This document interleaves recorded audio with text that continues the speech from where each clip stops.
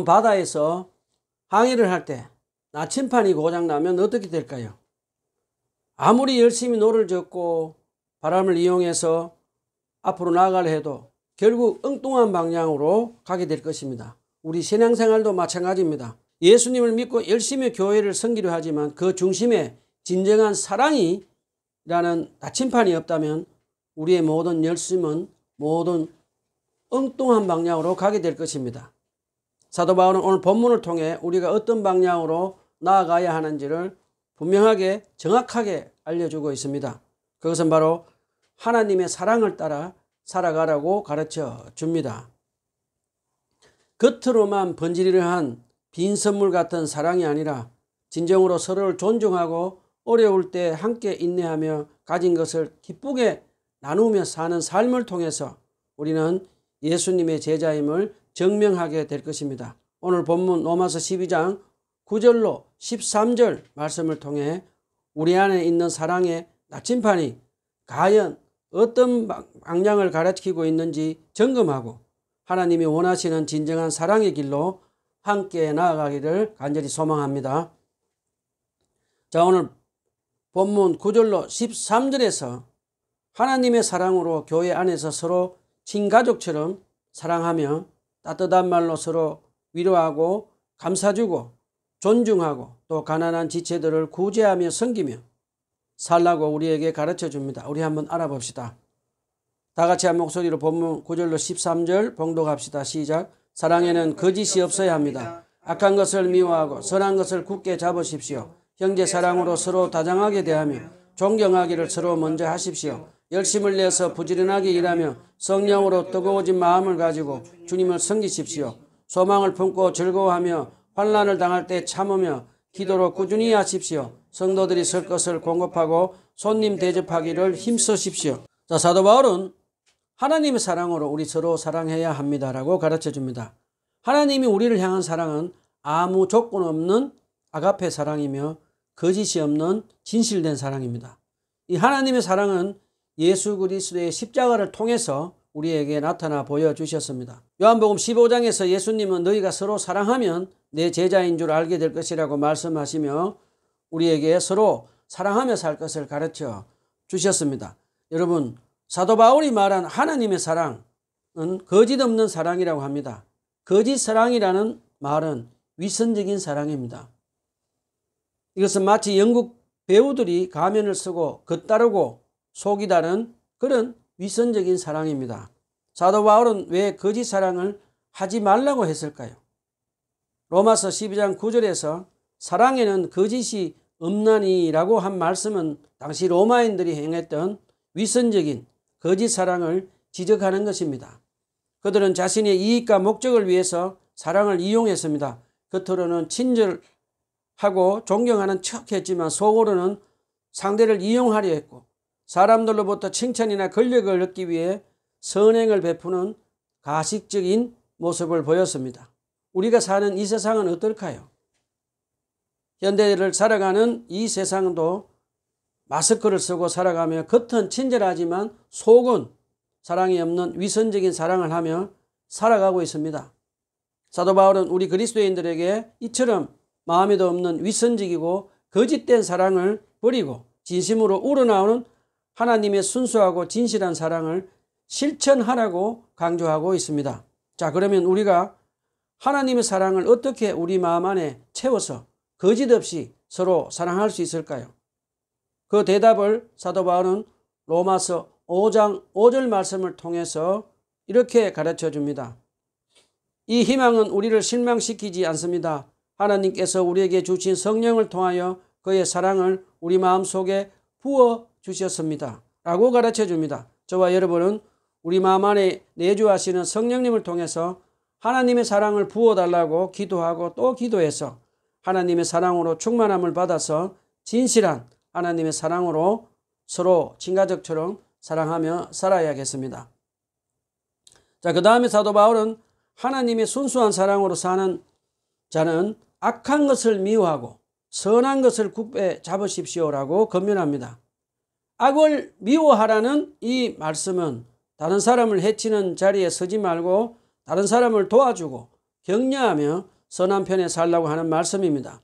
우리 인간은 본성적으로 다른 사람을 도와주고 위로하고 격려하는 것을 좋아하지 않고 남을 험담하고 비판하고 사는 것을 좋아합니다. 우리는 악한 말로 죄를 짓는 것을 조심하며 살아야 합니다. 저도 오래전에 남을 비판하고 남은 정의로운 척하며 다른 지체들을 비판하고 험담하며 살며 마음속으로 시원하기도 하고 통쾌한 기분을 느끼기도 했습니다. 그런데 어느 날부터 저의 영혼이 메마르고 황폐해지는 것을 느꼈습니다. 그때 저는 제 마음 안에 내주하시는 성령께서 사랑 없이 남을 험담하고 비판하는 것이 나의 영혼만 황폐해지는 것뿐만 아니라 교회 공동체도 황폐하게 만드는 악한 죄인 줄을 깨닫게 해 주셨습니다. 그래서 저는 저의 악한 죄를 뉘우치고 회개하고 주님께 돌아와서 선한 편에 서며 살게 되었습니다.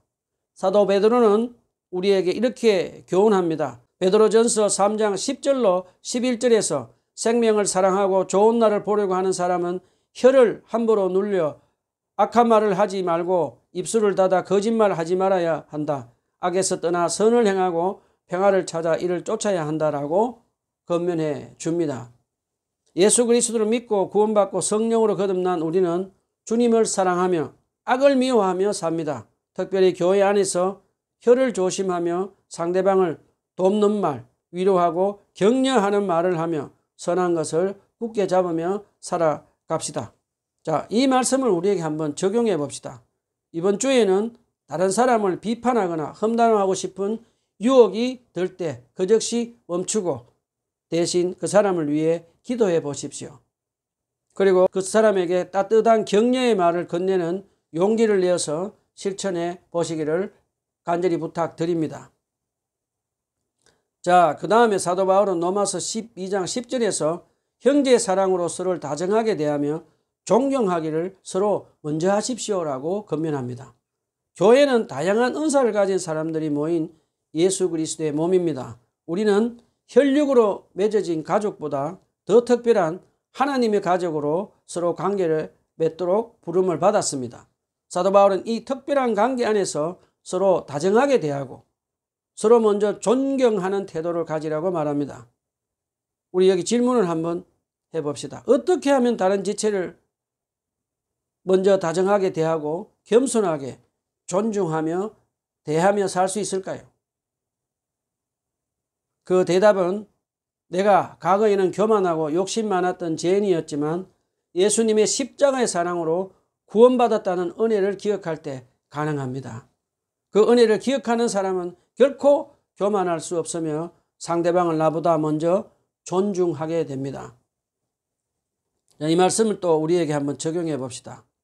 저와 여러분은 과거에 죄인이었지만 주님의 십자가의 사랑으로 구원받은 것을 잊지 말고 겸손하게 상대방을 다정하게 대하며 존중하며 살아야겠습니다. 그러면 우리가 어떻게 실천할 수 있을까요? 먼저 가정에서 배우자나 자녀에게 또는 교회에서 만나는 지체에게 먼저 고맙습니다, 수고하셨습니다 라고 말하며 존경하는 표현을 해보시기를 바랍니다.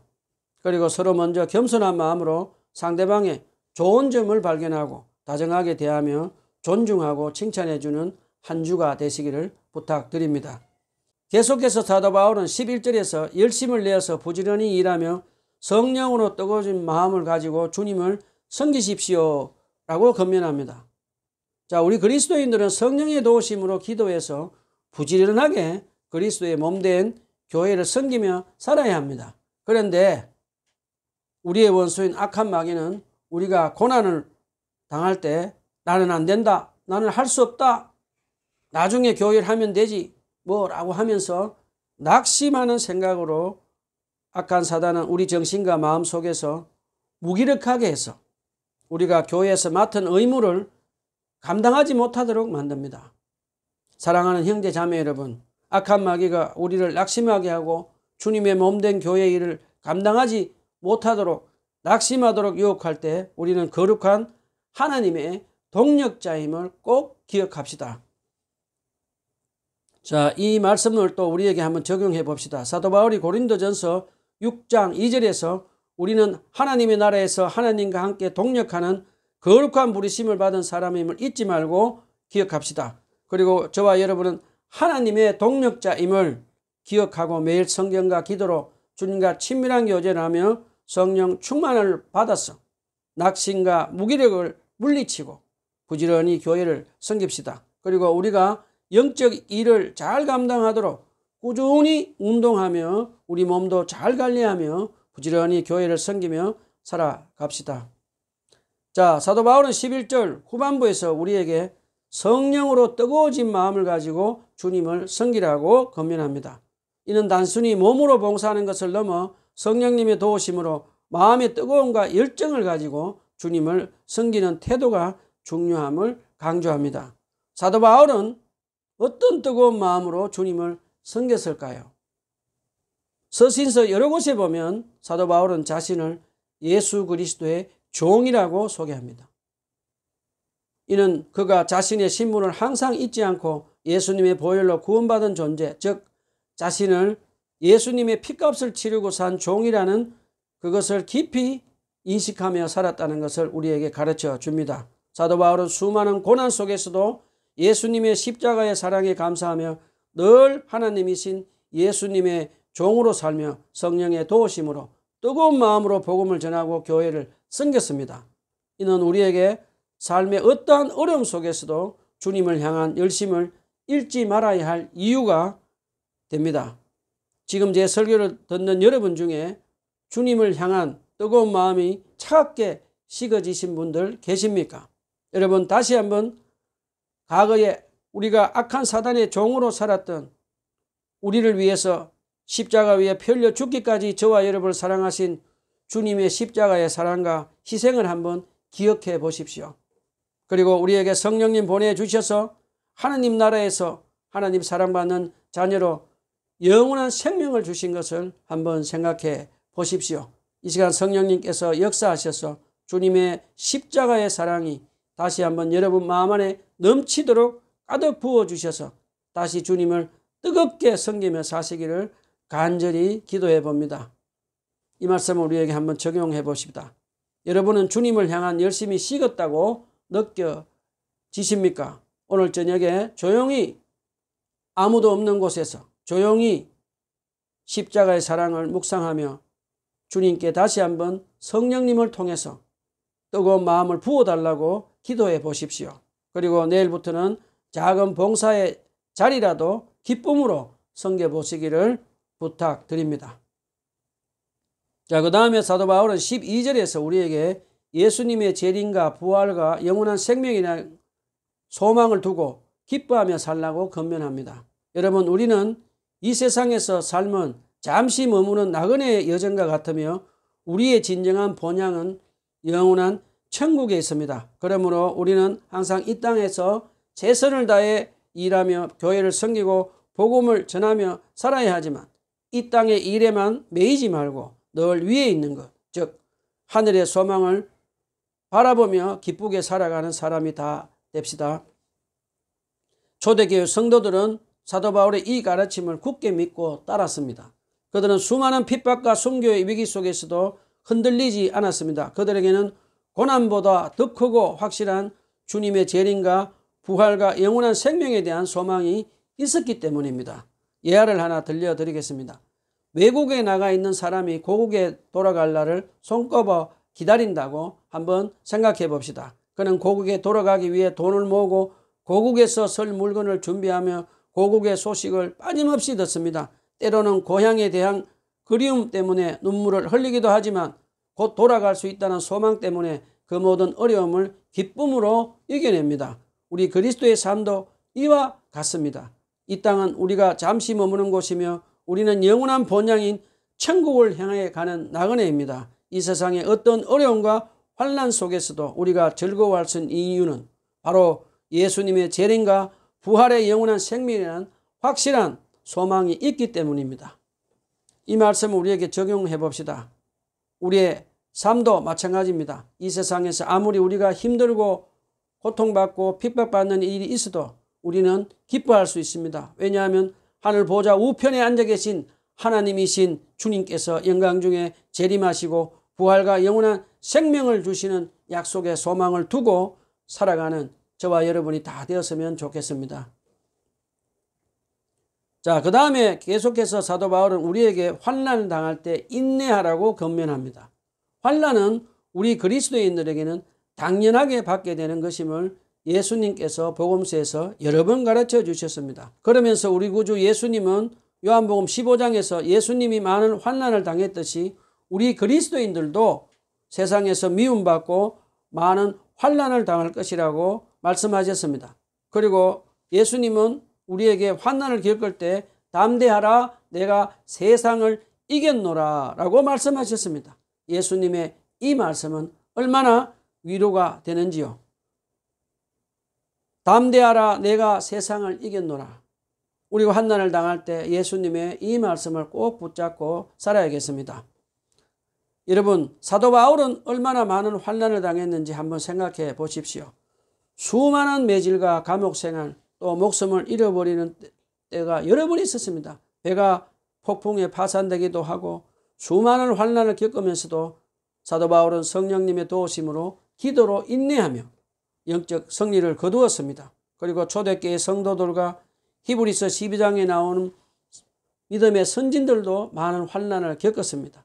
수많은 믿음의 선진들이 엄청난 환난을 겪기도 했습니다. 그런데 사도 바울과 초대교회 성도들과 믿음의 선진들은 그 많은 환난 가운데 믿음 잃지 않고 담대하게 성령님의 도우심으로 기도로 인내하며 영적 승리를 합니다. 우리에게 이 말씀을 한번 적용해 봅시다. 저와 여러분도 환난 당할 때 성령님의 도우심으로 기도하고 또 기도합시다. 그래서 믿음 잃지 않고 인내하며 성령의 열매인 인내의 열매를 맺어서 영적으로 승리하며 살아갑시다. 자, 그 다음에 사도 바울은 기도를 꾸준하게 하라고 권면합니다. 사실 우리 그리스도인들이 기도를 꾸준히 하라는 이 말씀을 듣고 실천하지 않고 사는 분들이 많이 있는 것을 저는 보았습니다. 오래전에 주님의 은혜로 다른 교회를 다니며 집회를 인도한 적이 여러 번 있습니다. 그때 저는 집회를 시작하기 전에 여러분 다 같이 눈을 감아 주십시오 라고 부탁하며 제가 질문을 합니다. 여러분 하루에 30분 기도하시는 분 손들어 보십시오. 아무도 없었습니다. 20분 기도하시는 분 손들어 보십시오. 아무도 없었습니다. 여러분 10분 기도하시는 분, 5분 기도하시는 분 손들어 보십시오 하면 아무도 없었습니다. 저는 그 순간 얼마나 당황했는지 모릅니다. 여러분, 주님께서 우리에게 기도로 모범 보여주신 것을 복음서에 여러 곳에 기록이 되었습니다. 주님은 이 땅에 공생애를 하시며 이른 아침에도 하나님 아버지께 기도하시고 사역하실 때도 기도하시고 사역 끝나고 저녁 때 기도하시며 우리에게 어떻게 기도를 해야 되는지 손수 모범을 보여주셨습니다. 자, 사도 바울은 왜 꾸준하게 쉬지 말고 우리에게 기도하라고 했을까요? 한번 생각해 봅시다. 우리가 꾸준하게 계속해서 기도하면 하나님이 살아계시고 하나님이 나와 함께 하심을 경험하며 결코 내가 혼자가 아니고 하나님이 나와 함께 계심을 믿는 믿음이 자라게 됩니다. 그 다음에 사도 바울은 우리에게 기도를 쉬지 않고 꾸준히 하라고 한 이유는 연약한 우리는 성령님의 도우심으로 기도하지 않고 살면 우리는 믿음 잃어버리고 결국에는 악한 마귀에 먹이가 되는 것을 가르쳐 주기 위해서입니다. 윌리엄 쿠퍼라는 사람은 이렇게 말했습니다. 기도를 멈추면 싸움도 멈춘다. 기도는 신자의 무장을 빛나게 한다. 아무리 연약한 성도라도 그가 무릎을 꿇는 것을 보면 악한 사단은 두려워한다 라고 했습니다. 이 말씀을 우리에게 한번 적용해 봅시다. 이번 주에 예상치 못한 어려움이나 힘든 일이 닥쳤을 때 나는 할 수 없다 라고 포기하는 대신에 잠시 하던 일을 멈추고 하나님께 기도하는 시간을 가져보십시오. 하루에 단 5분이라도 꾸준히 기도하는 습관을 가지고 살며 영적으로 승리하며 사는 축복이 여러분에게 임하기를 간절히 부탁드립니다. 자, 이제 사도 바울은 본문 13절에서 성도들이 쓸 것을 공급하고 손님 대접하기를 힘쓰십시오라고 하는 이 말씀을 합니다. 사도 바울이 한 이 말씀은 초대교회 성도들에게는 참으로 중요한 가르침 중에 하나입니다. 사도행전 2장과 4장에 보면 초대교회 성도들이 쓸 것을 어떻게 공급했는지 가르쳐 줍니다. 나중에 사도가 된 바나바와 초대교회 그리스도인들은 그리스도의 십자가의 사랑과 구원의 은혜에 감사해서 스스로 자원해서 자기 밭과 물질을 사도들 발 앞에 내놓고 사도들이 가난한 사람들과 고아 가부들에게 각 사람의 필요에 따라 물질을 나누어 주며 산 것을 가르쳐 줍니다. 이뿐만 아니라 초대교회는 예루살렘 교회가 기근이 들자 소아시아의 이방 출신 교회들이 성금을 거두어서 예루살렘에 전달하며 그리스도의 사랑과 나눔을 실천한 것을 가르쳐 줍니다. 우리도 그리스도의 십자가의 사랑과 구원의 은혜에 감사해서 자원해서 교회 안에 가난한 사람들을 물질을 나눠주고 섬기며 또 그리스도의 몸된 다른 나라에 있는 가난한 교회들에게도 우리가 가진 물질을 나누며 섬기며 살아야 하겠습니다. 자, 그 다음에 사도 바울이 말씀하신 손님 섬기기를 힘쓰라고 한 말씀을 한번 알아봅시다. 초대교회 당시에는 교회 핍박이 심해서 초대교회 성도들은 자기 집과 고향을 언제든지 떠나서 살아야 했습니다. 그래서 초대교회 성도들은 늘 핍박을 피해서 온 성도들을 위해서 자기 집을 오픈해서 음식과 숙식으로 물질을 나누며 섬기며 살았습니다. 사도행전 21장에도 보면 사도 바울이 유대인들에게 핍박받을 때 두로 그리스도인들과 가이사랴에 사는 빌립과 또 나손이라는 사람이 자기 집을 오픈해서 손님인 사도 바울과 일행을 음식을 대접하고 숙박을 하며 섬기는 그런 나눔과 교제를 하는 것을 우리에게 가르쳐 줍니다. 강원도 예수원을 설립한 고 대천덕 성공회 신부님은 2박 3일 동안 손님들에게 숙박비를 내지 않고 선교사와 지친 손님들이 먹고 자고 예배드리며 손님을 섬기며 그리스도의 사랑을 나누고 교제하는 것을 실천하며 손님을 섬기는 것을 저는 4년 동안 경험하기도 했습니다. 그리고 제가 미국 신대원에서 사회 정의 공부할 때 한 독신자의 사역하는 것을 보고 감동을 한 적이 있습니다. 그 백인 독신 여성은 노숙자에게 자기 집을 오픈해서 음식과 숙식을 나누며 섬기는 아름다운 모습을 본 적이 있습니다. 사랑하는 여러분, 우리가 돈을 사랑하면 교회 안에 있는 가난한 사람들과 손님들을 그리스도의 사랑과 나눔을 실천할 수 없는 것 잊지 맙시다. 사도 바울은 디모데전서 6장 17절로 19절에서 이렇게 가르칩니다. 그대는 이 세상에서 부유한 사람들에게 명령하여 교만한 마음을 품지 말고 덧없는 재물에 소망을 두지 말고 오직 우리에게 모든 것을 풍성하게 주셔서 누리게 하시는 하나님께 소망을 두라고 하십시오. 또 선을 행하고 좋은 일에 부유하고 아낌없이 베풀고 나누어 주라고 하십시오. 이렇게 하여 그들은 장래를 위하여 든든한 기초를 스스로 쌓음으로 참된 생명을 얻게 될 것입니다. 아멘. 저와 여러분은 덧없는 재물에 소망을 두지 말고 하나님께 소망을 두고 가난하고 불쌍한 사람들, 손님들을 우리 물질을 나누어 주고 섬기며 선한 일을 하며 하늘의 상급을 기억하며 삽시다. 자, 이 말씀을 우리에게 한번 적용해 봅시다. 교회 안에 있는 경제적으로 어려움을 겪고 있는 지체가 있는지 먼저 살펴보시고 돌아보고 적은 금액이라도 마음을 담아 나누는 실천을 해 보시기를 부탁드립니다. 그리고 집으로 손님을 초대하여 따뜻한 밥을 대접하는 용기를 내서 그리스도의 사랑을 나누고 실천하는 여러분이 되시기를 부탁드립니다. 말씀을 정리합시다. 사도 바울이 가르쳐준 5가지를 기억합시다.